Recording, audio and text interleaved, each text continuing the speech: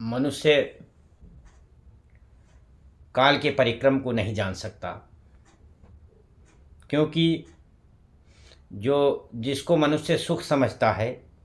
और जिसमें सदैव लगा रहता हुआ काम करता है, उसको काल अंत समय में नष्ट कर देता है। मनुष्य को अपने स्त्री, पुत्रों और परिवार के लोगों का पालन पोषण की चिंता में तमाम सारे पापों को करना पड़ता है। जो माया बच्चों के तोतली बोलियों में और घरों में सबके साथ निवास करने में अपने जो सुखों को अनुभव करता हुआ वो सुख में अपने को समान मानता है, वो जीवन में अपने को क्लेश दे रहा है। तमाम तरह के पाप करके धर्म इकट्ठा करना और कुटुंब का पोषण करना, लेकिन अंत समय में जो पाप वो करता है वो उसका स्वयं भागीदार होता है और केवल अकेले नरक में जाकर के गिरता है। जब कुटुंब के पालन करने की सामर्थ्य जीव के पास नहीं है, तब वे स्त्री पुत्र आदि भी उसका आदर नहीं करते, क्योंकि इतने पर भी ज्ञान और वैराग्य उसको नहीं प्राप्त होता है। क्योंकि पुत्र वधू के लिए दो टूक पुत्तों की तरह वो खाना खाता है, परंतु फिर भी मनुष्य को वैराग्य नहीं आता, क्योंकि वो माया में फंसा हुआ है और वो माया इतना भ्रमित कर देती है कि पुरुष उसी में काम पीड़ा में पड़ा हुआ अचेत अवस्था में रह कर के मर जाता है, परंतु वो माया के मोह से नहीं निकल पाता है। जब उसको लाल नेत्रों वाले यमराज के दूत आते हैं और उसको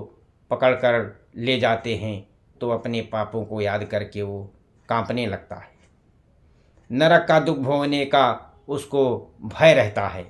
और वो यमदूत उसके गले में फांसी डाल करके उसको घसीटते हुए ले जाते हैं और यम के दूतों के धमकाने से, उनके डर से उसका हृदय फट जाता है, शरीर कांपने लगता है। पापों का स्मरण करके वो भूख और प्यास से पीड़ित सूर्य की गर्मी और दावानल से उष्ण ताप से ग्रसित होकर के बालू के ऊपर चलता रहता है, जहाँ पर उसको कोई रुकने की भी जगह नहीं होती है, न कहीं उसको पानी पीने को मिलता है। यमदूतों के द्वारा उनके त्रास देने के कारण और चाबुकों से मारते हुए वो ले जाते हैं, जिससे जीव को मूर्छा आ जाती है। सचेत होने पर फिर उठकर वो चलता है और इस प्रकार से यमदूत निर्दयी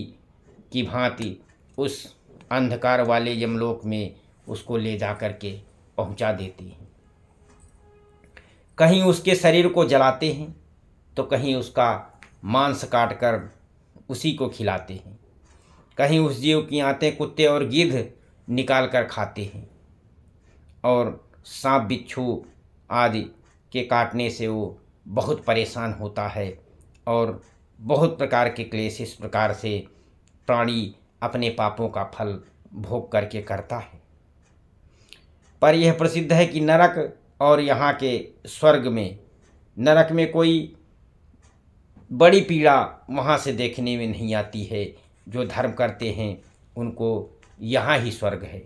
और प्राणी के कर्म साथ में जाते हैं। उसको अपने पाप का जब प्रायश्चित होता है तब उसके पाप को अपने अकेले ही भोगना पड़ता है। जो प्राणी अपने परिवार पोषण के लिए विभिन्न प्रकार के पापों से धन संचित करता है और पाप क्षीण हो जाने पर जो मर करके यमलोक में जाता है, तो उसके जो है पापों का फल और प्रायश्चित उसके स्वयं भोगना पड़ता है और